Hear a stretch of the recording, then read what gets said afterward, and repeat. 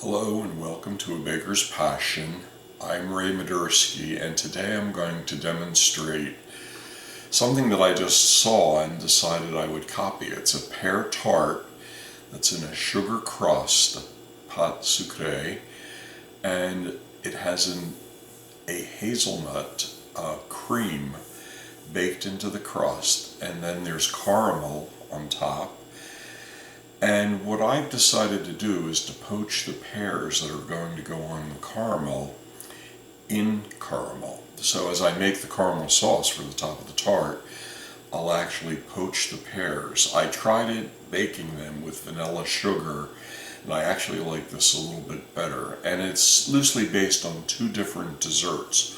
One that I used to use in my restaurant, and it was by Jacques Pepin, that you had pears poached in caramel served on a Caroline, which is a puff pastry disc that's been rolled out in sugar and caramelized. It's almost a cookie, like a palmier. And then there was a dessert from Bien Cuit in New York City, and they do it a little bit differently, so I'm kind of incorporating these two ideas, coming up with a tart that's really spectacular. So it's got some of the great things in pastry: caramel, beautiful pears, and I'm going to be using Anjou pears, and then a very simple sugar crust. And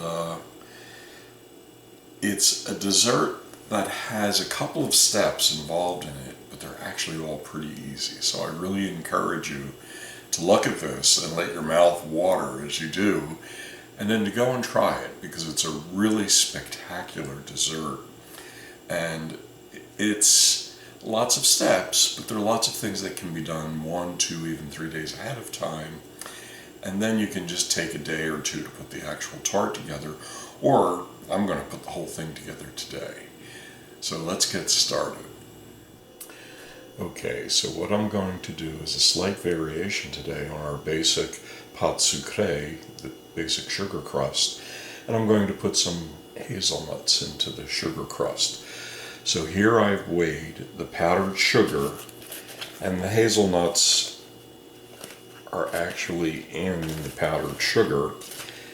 And to really get a beautiful fine blend of these two ingredients, I'm going to grind the hazelnuts, which are already ground coarsely, into a really fine, almost flour. So I'm going to do that now, and then we'll continue with our pastry. Okay, this is my last batch of the hazelnuts and powdered sugar, and I'm just doing a real quick pulsing of the grinder, and I just want to get the nuts more finely ground. Okay, now I've sifted the flour and the ground nuts, and I'm now placing the butter, which is cut in fairly large pieces, but it's nice and cold. And what we'll do is use our fingers and pinch the butter into the flour mixture, just using your fingertips. Our first thing is toss the butter in the flour, get all the pieces of butter lightly coated, and then just start pressing. Using your fingertips, pressing the butter with some of the flour and nut mixture. Two things make this particular dough a little bit different than the usual sugar crust. One is the ground nut addition, and the second is it also has a tiny bit of baking powder in it. This makes it more and more cookie-like. Okay, so this is ready. Now what I do is just make a little bit of a well. Now this is all This again is a little bit different than the basic sugar crust. This is egg yolk and some heavy cream. Now again, we're just going to toss everything together. Bring it all together. And the most important part of making any crust when you're making these guys by hand is certainly going to be doing the frissage.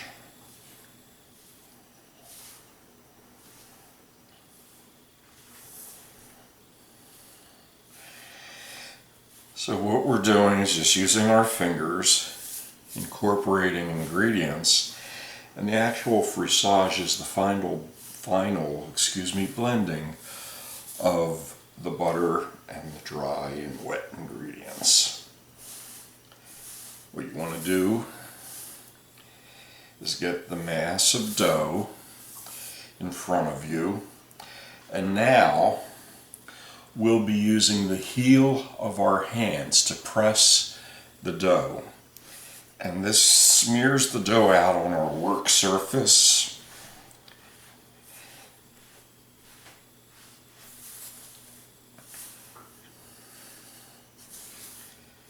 And it really brings it together. Now some people will tell you can do the frissage a few times. I always only do it twice because you are starting to activate the proteins in the flour, the gluten. The gluten is formed of two smaller proteins, glutenin and gliadin. And once water, and even though we've put egg yolks, into the dough, there's still some water as a component, and that will activate the gluten. So here we go, one more time. And these smears of butter that you see, they're a good thing, so don't be concerned about them. Now we're just going to refrigerate the dough for about 3 hours. It's actually best if you could do this overnight, then the dough really has a chance to relax. You're going to see there's some big pieces of butter still here, but it's all okay. Okay, I've rolled my dough and now I'm docking it. Docking is important because it allows steam to escape and it keeps the dough in really nice condition, so make sure you do it. It's okay to do it once you've placed the dough into the actual tart pan,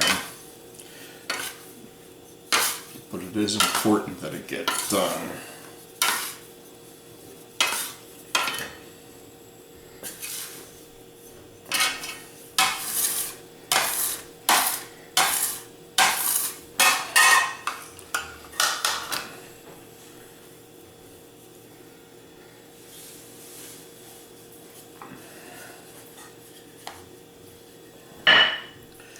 Okay, now we just line the pan and then it goes back into the refrigerator for a good 2 hours. Really want to allow the proteins to relax. And if you have to make some repairs, as I'm doing over here, it's okay. Just use your fingers, press. If you need a little bit of glue, use a dab of water. This dough is a little bit harder than many doughs to handle because of the addition of the nuts.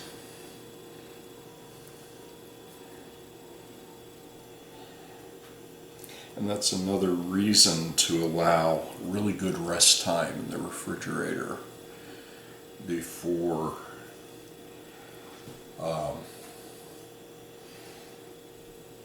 putting it into the oven. Okay, I'll just take your rolling pin and trim, and voila, we're ready to go.